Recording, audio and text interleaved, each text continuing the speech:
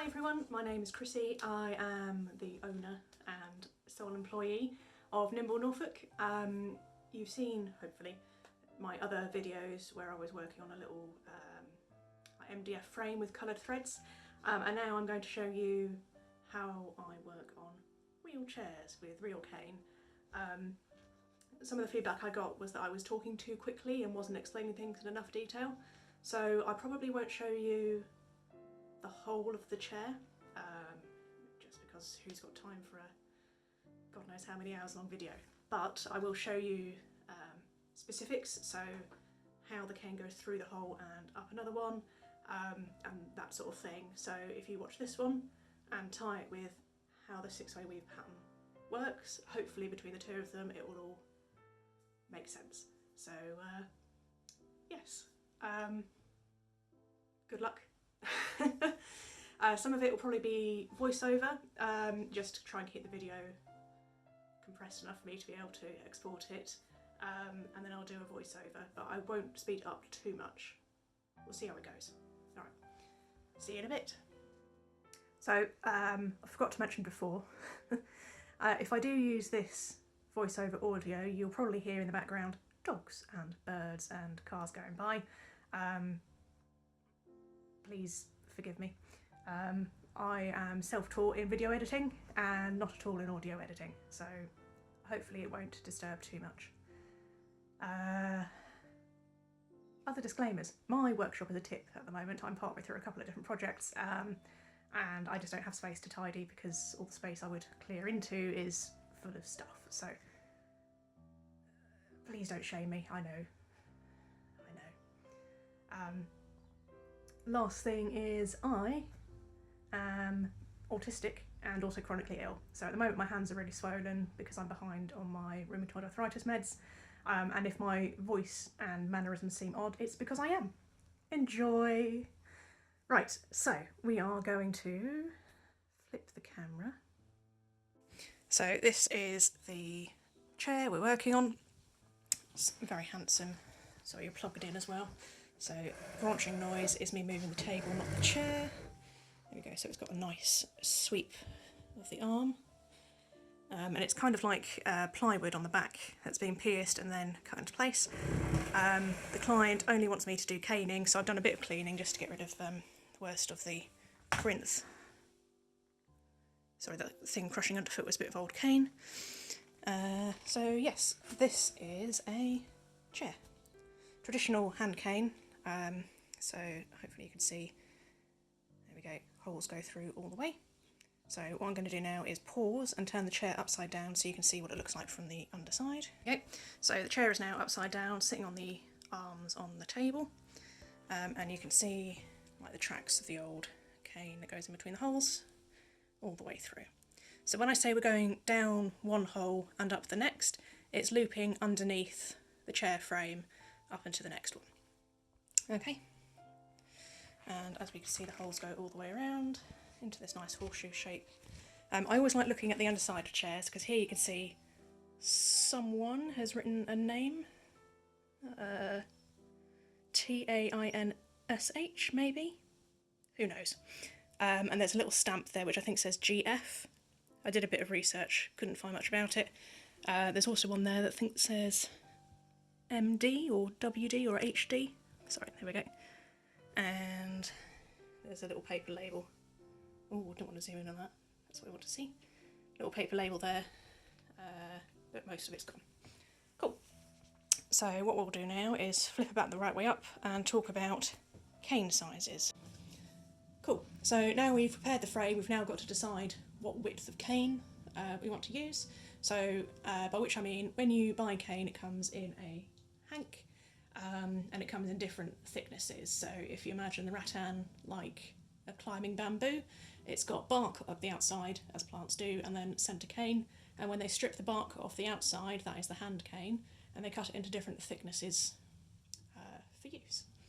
So to decide what size, the considerations are it needs to be wide enough to be strong enough to use and last a long time, but not so wide that it is impossible to weave through the holes once you've got all 6 steps in. but you also don't want it to look too heavy. So it does kind of depend on what style weave you're doing. I'll be doing the 6-way weave, so I know what I'm looking for. So you don't want it to look fragile when it's too thin, but equally you don't want it to look too heavy. Also, this frame I'm not so worried about because it's nice and sturdy, but on more delicate frames, if you weave very tightly and your cane is very thick, what you can find is that all the way along the holes here, it causes additional stress if you imagine it's pulling itself together when it's drying. So if you've got a really thick bit of cane or using a lot of thicker than normal strands of cane, it's got extra strength behind it and you're more likely to cause a crack and a breakage along this bit here. Cool. So there's lots of different guides out there. The one I commonly use is from the chair seating book. I think they've taken it out of print now, but there's lots of places where they've replicated it and the maths is basically the same. I've printed out a guide on my wall, so I will show you that in a moment. But basically, it's how many holes are there in 6 inches. So we have here a handy dandy ruler.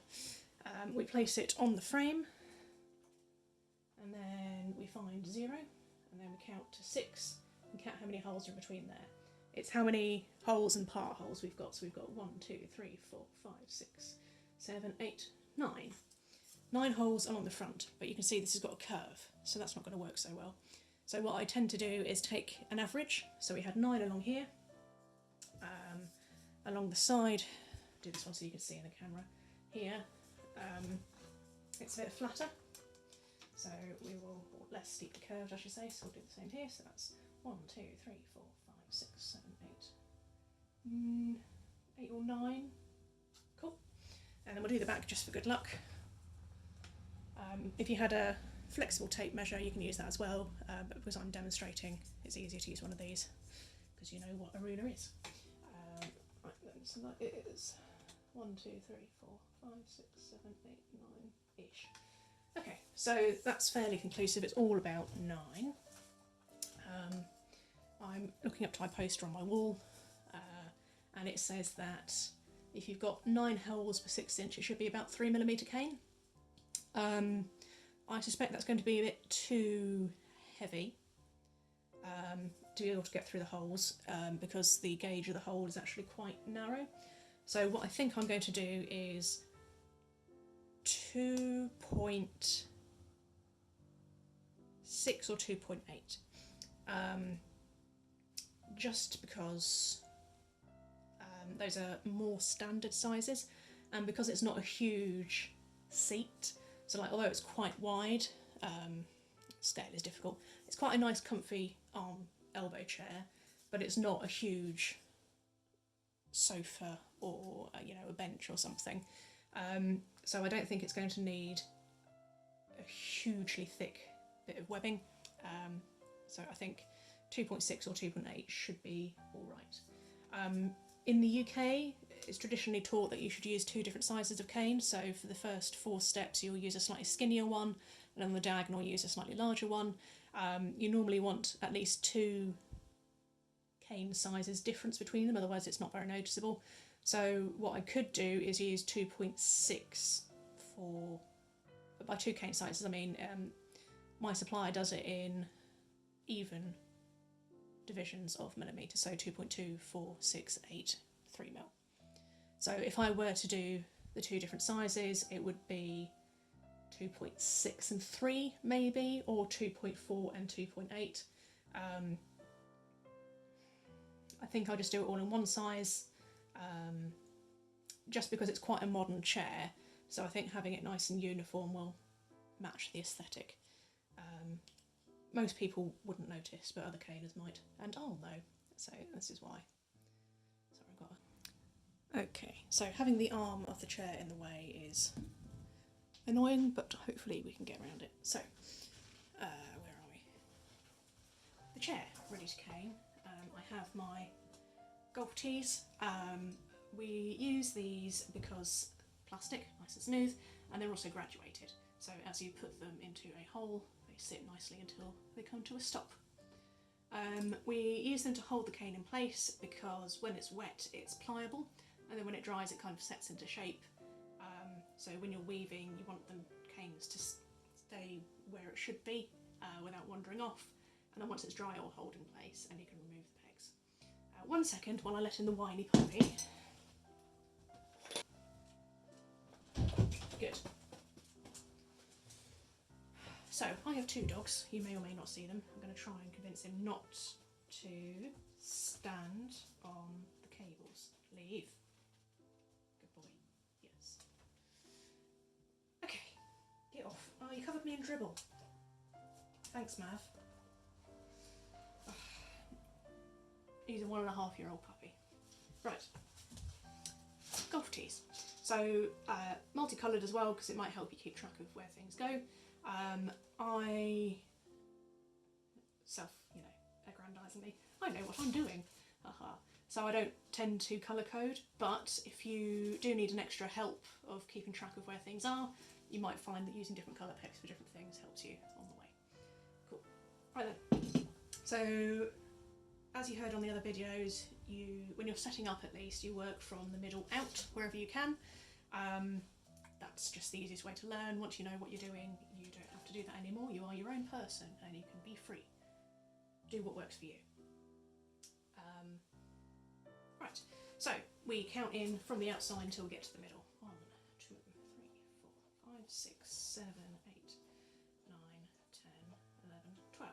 Here we've got 2 that sit in the middle, which may or may not be a problem, but we'll count the back ones and see. Because if we've got 2 in the back as well, no problem. But if we've got 1 in the back, we have to make decisions, and decisions are boring, and we don't like them. Right then, so we've got 2 that start the front of the chair leg here, so, you know, where the leg goes back into the back frame. So we'll use those as our even points. 1, 2, 3, 4, 5, 6, 7, 8, 9, 10, 11, 12, 13, 14. I'm just going to double check that because I am bad at maths. 1, 2, 3, 4, 5, 6, 7, 8, 9, 10, 11, 12, 13. 1, 2, 3, 4. 1, 2, 3, 4, 5, 6, 7, 8, 13, 14. Okay, so that's fine actually, because assuming I now got 13 on both sides again, we've got an even number. So 1, 2, 13. 1, 2, 3, 4, 5, 6, 7, 8, 9, 10, 13. Perfect. Yes, I do still count on my hands. It helps. So because I'm going to set up my verticals first, I'm not going to worry about counting these to find the middle because it might not matter. And also because it is a curved shape, the numerical middle probably won't be the right middle. That's not the right word. It won't necessarily look right, and you'll find out in a bit. Cool. So I'm just going to pause you again while I get my water and stuff set up. Okay, so to show you what I mean by the different cane sizes, I've got a few different sizes to show. So the first one is going to be, where have we gone? There we go, 3 mil. I won't take it out the hank because I know it's wrong. Sorry, just focus on here, please. Focus on here, please. There we go. So, here we go. You can see 3 mil basically fills the hole. And if I've got to try and fit 6 strands down there, it's going to end in tears. So we know 3 mil is definitely, despite what the numbers say, I don't think it's going to work. This next one is an offcut I had from a previous project. Is 2.6, so you can see that does fit quite nicely, but I'm wondering it might be a bit too skinny for the shape of the chair. You know, you can fit 6 in there quite happily. So that's an option, but I've also got some, what have we got here? 2.8, so kind of halfway between. Are you more interesting now? 2.8 mil. There we go. And again, not taking out the hank, just in case. but I think that is going to suit it a bit better. Focus, thank you. Yeah, I think 2.8 is going to be our friend, maybe 2.6. 2.8 is closer to the numerical answer, which we had was 3 mil, so that would be tempting. Okay, tell you what, we'll do 2.8. There we go, decision made. I've got my 2.8 mil cane hanging somewhere nearby, so I can just pull off a strand when I need to. Ideally put it somewhere you're not going to stand on it, because it doesn't like being stood on, unsurprisingly. The cracks you hear are me standing on old cane that I haven't cleaned up properly. Nothing to be alarmed about. But if you hear it and you don't have old cane on the floor, it means you've stood on a strand and you've got to keep an eye out for it. It's gone a wandering. It's not going to stay on the arm now. Fine. Anyway, so when you uncoil your hank, try and keep a knot up at the top there, because otherwise it all falls apart and you forget very quickly what belongs to who. And you just pull one strand out as you go. All the way. Cool. Right, put the rest of the coil out of the way. And then I've got my bucket of water down there. I'm just going to coil it against itself, just because I always do, so I can put it in the water for some seconds to, I don't want to say soak, because people take that wrong and they leave it in for ages, you know, ages and ages and ages. So we do that because cane, when it is dry, is quite strong, but it also doesn't hold its shape very well.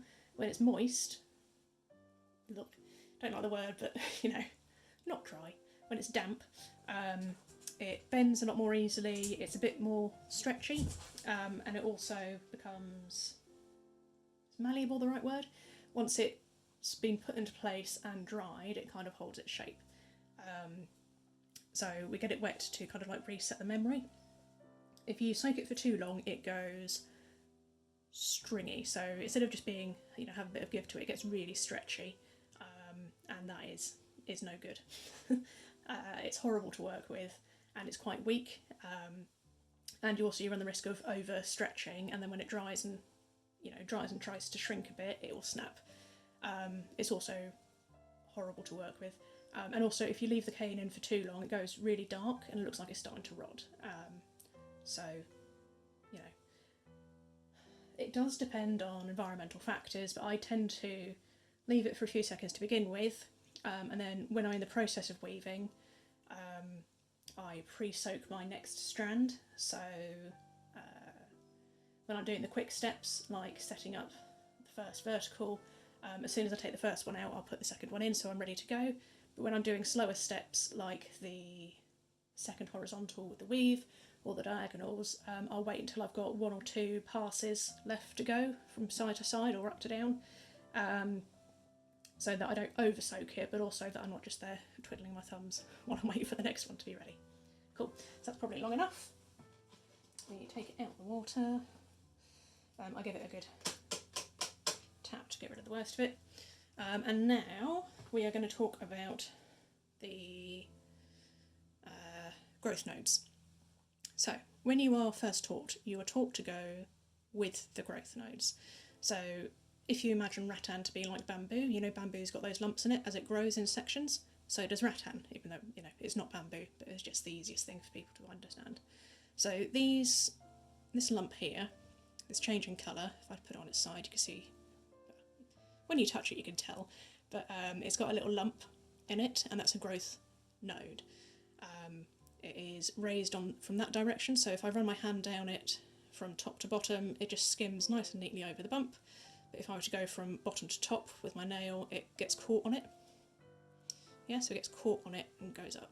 So when you're first taught to weave, you're taught to go with the bump, so it passes smoothly. So if you imagine you've anchored this loose end in your frame, and now you're pulling it through the other strands, it goes with the bump, and so it doesn't get caught on things. This is the way most books tell you to do it, it's how I was first taught. And it makes sense particularly for early weavers because you tend to work quite tightly. What I found, or was recommended to me after speaking to a much more experienced caner, is to try going the other way. So now that my tension is a bit looser, a bit more appropriate, it doesn't get caught, and so instead I go against the growth node. So we would now anchor the smooth end and be pulling it through the rest of the cane from this direction. There we go. Boop. Hit the lump. But because I now weave with enough slack, it just passes through happily. The reason why I made the switch is because the top of the cane is nice and shiny, and then the underside is really fibrous, because that is where the water gets transported when it was alive. You can see there's got some little hairs coming off it. So sometimes when you work with the growth node, these little hairs shred off much more easily, and it makes the cane very thin and more likely to break. Whereas if you go against the growth node, that fraying happens less frequently. I prefer not to have to go through and hand pluck all of the shredded bits, and I also prefer not having strands break on me partway through, so I've now switched basically full time to going against the node wherever I've got a choice. Just a bonus tip for you in this process. Cool. So what we're going to do is set up the first set of verticals. So this is a nice long strand, and what I'm going to do is, if I hold my hands down you can see what I'm doing. First of all, check it, so you can see that one's got quite a sharp bend. So what I'm going to do is find my handy dandy nippers, which I have moved, cut where that break is. So now I've got a shorter strand that is in good nick, and a longer strand that is in good nick. So we'll keep that shorter strand for later. And right, so I've got my two loose ends of the strand, and I am pairing them up to get to the middle. And then this middle bit I'm going to put in between one of my sets of pegs. You don't have to do it this way, but I'm going to, she says, having immediately dropped where she had the middle. I can't be trusted. Right, there we go. So you want the underside of the work to stay underneath the chair, right? I fear it's common sense, but it's only common sense if you know why you're doing it. So if you've ever done embroidery or anything like that, you've got all your messy workings underneath and the front is nice and pristine. So this spare loop is going to sit underneath the frame, right? So I'm going to come from underneath into that hole.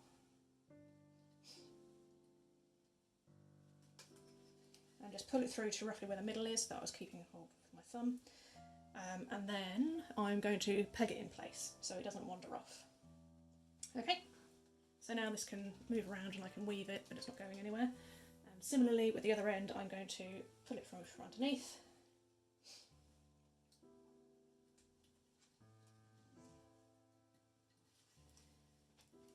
And you want to pull it as tight as it will let you go without snapping it. So just pull up, fold it a little bit and then peg it. So now we've got two loose bits, and then underneath we have a nice strong staple. So what I'm going to do is unclip you. Here we go, so from where I'm sitting, I've got the front of the frame towards me, I've got my two loose strands in, and they're held in with pegs, and then if we look underneath the frame, this is what I call the staple, or the underloop. So from when we turn the chair upside down you can see the string, you know, the ghost marks. So this is nice and tight, so we pulled it as tight as it will reasonably go, so there's no slack in it, and that means that the underside will remain neat, come on focus, as we work. Okay, so it passes up through the frame, up the top, and then what we'll do is move the cane across to the back pegs. Right, hank of cane, which we are going to put in the water. Just let that submerge a little bit. And these loose bits of cane we are going to pass all the way to the back.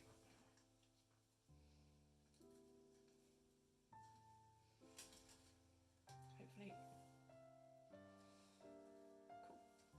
And when you are weaving cane, you always want the shiny side to be up. You don't want the fibrous bit underneath, the underside of the cane to be uppermost, right? So you always want the shiny bit to be on top. And you want to make sure that you have a lot of slack. As you weave, it will take up more slack as you move more cane over and under it, and also as it dries it will shrink a bit as well. So in order to be able to weave more in at later stages, you need to have slack, but also if you have it over tight, it can cause more damage to the frame, like I mentioned earlier. So some slack. You can always adjust it later if you need to, but that'll do for now. And then, as before, we pass it up into the next hole, trying to get rough side to the underside. Okay, and then what we'll probably find is, I'm just going to pull that tight and hold it with another peg. Doesn't quite reach, because of course it doesn't. I am going to leave that loose, because one of the later steps it might come into handy, so it reaches quite happily across to either of the other sides. So rather than cut it and deal with more loose ends, I'm just going to leave that for another time, another step. Which is another benefit of just using one width of cane for all the steps. You don't have to worry about what you're going to do with loose bits. This is a downside of starting with like half a length of cane like I did, where I folded it in half. You can start with just one end. I prefer not to, if I can avoid it, but it's just things to consider when you're doing it in large quantities. And similarly, because we folded it in half, it doesn't fit. But again, we're going to pull it as tight as we reasonably can, peg it, and show it to the back. Cool. I don't think I'm going to time lapse it. I'm not going to time lapse it, that's it. That's it for now. So what I'm going to do is weave more, and then when I come to the next interesting bit, I guess, I will bring you back. Cool. So we are now back. I've done a few more strands, and I brought you back with me because we're going to a trickier bit. So you can see these are roughly parallel. These are loose a little bit, but that's fine, that will resolve itself, but they are roughly parallel because the holes are roughly parallel. However, you can see the back is more steeply curved than the front. So while these are mostly evenly spaced, as I come round the edge here, although they are evenly spaced apart from, come on, focus, one another, there we go, when you lie a cane in that way, you'll notice that they are very close. Okay, so what we've got to do now is decide how we're going to make them appear parallel, even if they're not. So the thing to remember is they're not going to be perfect, it just isn't, but you just got to trick the eye of the beholder. So because we started from the middle and worked our way out, we know we've got 1, 2, 3, 4 more holes, probably. Yeah, I think we'll probably need to put another vertical in that one. Come on, focus on me, please. There we go. 4 more holes on the front that we'll need to put to the back. But obviously, if we were to draw, we can draw a real line with a ruler. If I were to balance my ruler roughly perpendicular, here we go, to the edge of the frame, we'll probably end up hitting somewhere like this hole here. But in between that hole and the previous end strand, which is parallel, we have 1, 2, 3, 4, 5 holes, and we only have 3 to decide where to put. So you've got to try it and see. I will just take a photo of what I've decided to do after I've done it. Right then, I filled all the holes down here. Mav, shut up. There's nothing wrong with him, he just noticed I'm not talking to him.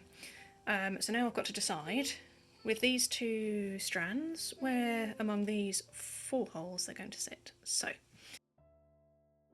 here I realised my phone storage was locked up or full up, so video quality is changing, apologies, and voiceover has begun. So here I am describing where to put the verticals, deciding which holes to skip. You want them to look as parallel as you can make them, but they're never going to be perfect, so don't worry over much, and you can always move them around later if you need to. Particularly in these early steps, I tend to leave them loose, so as they've gone through the hole, I cut them to a sensible length and then leave them.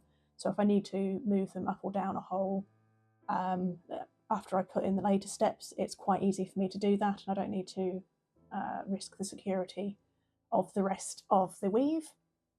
And now we've decided where we're going to put them on the left-hand side. We will try and replicate it on the right-hand side, assuming that all the holes match exactly. They never will, but it at least gives us a starting point, so we don't need to do the same decision making all over again. Here we're looking at the first horizontals. I'm doing the lockstep method, so it's just sitting straight on top. I used the tail end of the last vertical to do my first horizontal. So I tucked it very tightly around that corner and then brought it back up to start my first horizontal.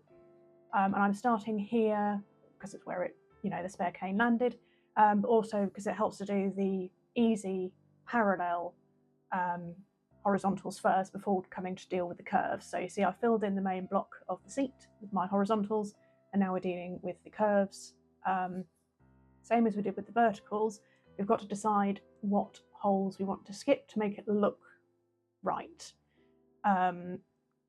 Same at the top and the bottom. Obviously the one at the top is a more severe curve than the one at the front.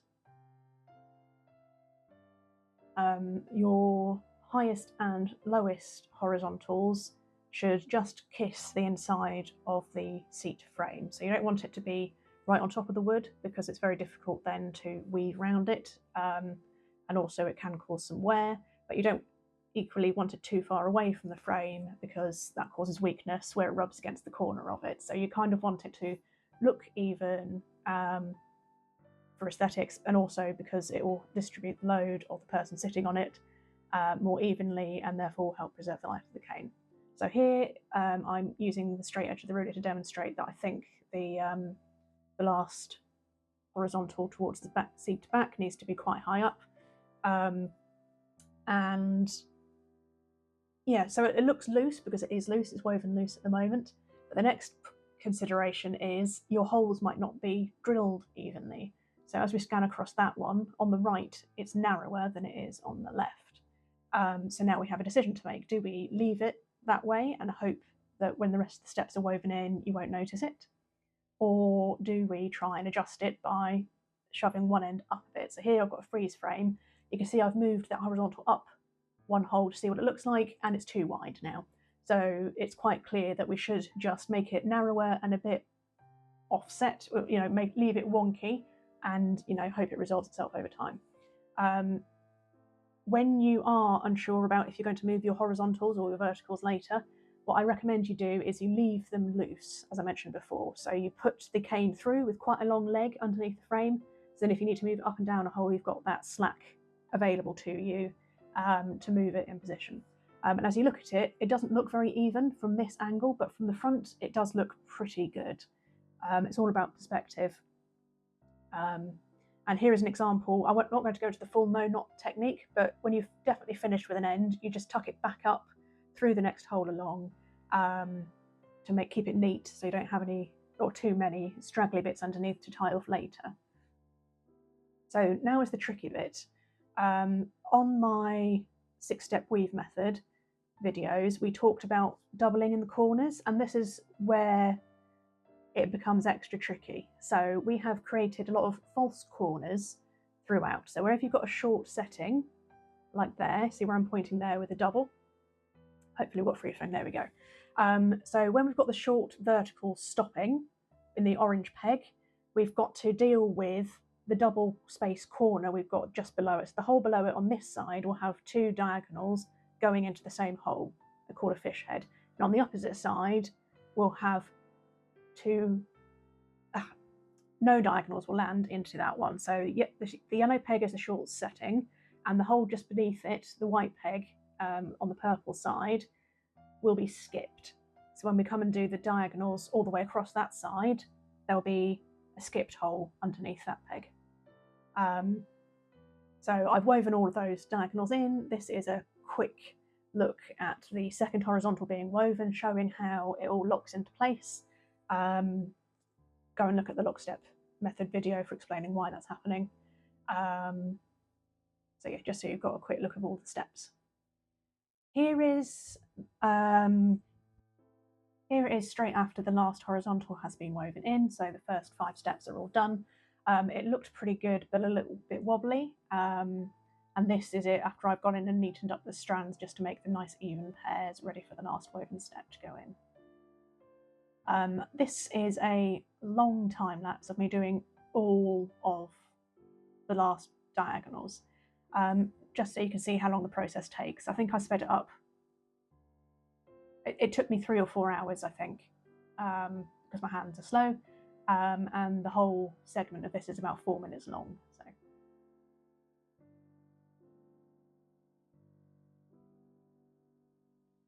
See if you can spot all of the little tips and tricks I've said, like using the long tails of previous steps to do shorter stretches if we need to.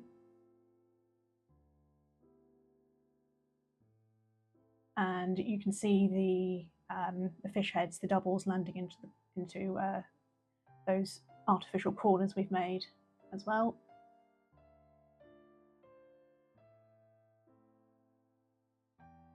And you can see, as I've done my passes, you can see how much it looks more regular. You know, it looks finished and it looks stronger now that the other half of the diagonals are being woven in. Little tools of the trade there, so obviously golf tees everywhere. I find them in all sorts of strange pockets. There's an awl as well, so when you get a lot of cane in a particular hole, sometimes you can't force the next step through, so you wet it a little bit and you put the awl in and you gently wiggle it around to clear the whole of it to be able to get the next strand through, ideally without breaking any of the cane. And the tweezers. So I find those useful for getting into really difficult corners where your fingernails can't reach. But it's also, if you use them very gently, you can use it to lift up other woven strands. If you can't quite force the tail of your weaving strand underneath something, you can use the tweezers just to lift it up a little bit, just to, you know, encourage it, give it that extra 0.2 of a millimetre to slide your cane through.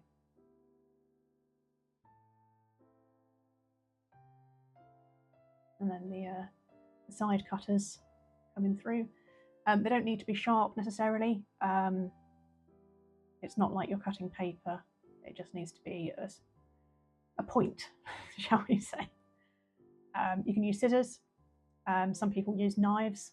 I don't like using knives if I can avoid it, just because they are slightly more dangerous and my brain doesn't always cooperate in keeping me safe.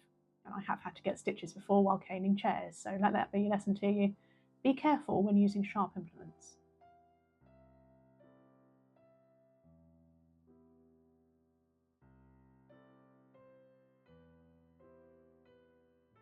You can also see that I'm working over a couple of inches at a time. Obviously it's very difficult to see at this high speed, but like I'll be going over and under 5, maybe 6, and then pulling the rest of the slack through, and then doing another 5 or 6 weaves up and down underneath the face of the cane, and then pulling the rest of it through. If you try to go too far with a strand of cane before pulling the rest of the slack through, you're more likely to snap it, because there's enough friction in there to make it easier for it to snap where you're pulling, rather than just tugging the whole length of the cane through.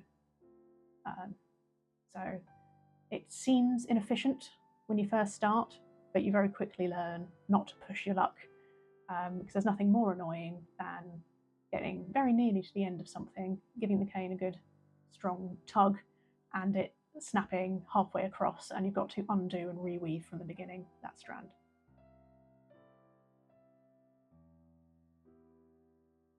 Like, it's not a complicated skill, but it does take patience and attention to detail. So once you've learned the pattern, you can do it. And, you know, the rest of it is trial and error and practice, but it does need, certainly when you're beginning, time. You know, if you start feeling tired, frustrated with it, it's time to step away for a cup of tea and come back later. Don't rush it. And there we go. That's all of the weaving done. Haven't done the edge bindings, but those are all my lovely diagonals. I've skipped the hole just beneath the blue peg. So where we looked at it in depth, I told you I was going to skip it, and then we've got 2 diagonals coming in from the other side. So that's what all of your corners should look like to give you the fish heads.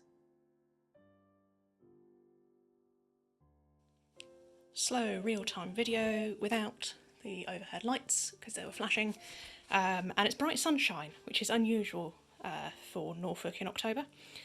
Yes, so you might find it difficult to see, but it's all finished. Nice panning shot over the top. All looks nice and even.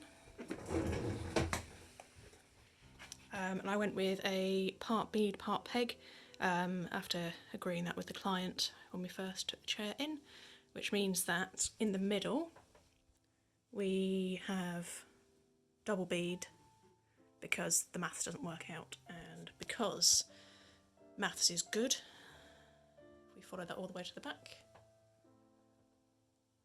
we have the same there.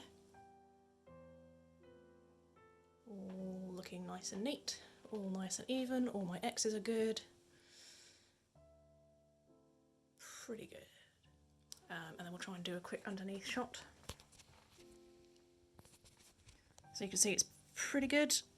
When you look at it straight on, you can't really see anything, which is always ideal. And I use the no knot method, and you can see that because I was doing every other beaded, these staples catch in anything else I couldn't get while I was going through. So it passes underneath a hole and goes up the next one, so it's like a double space. And that just catches anything that I couldn't get before, makes it nice and neat, and so when you run your hand over it you feel little lumps but nothing sharp and pokey. And there we go. So next step is to write up the work report for the client and send it over to her with the invoice and agree a collection date. So I hope this has been useful for you.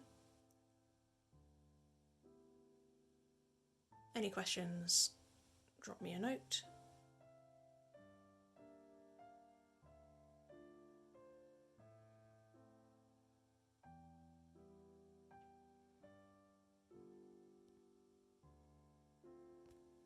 Happy caning.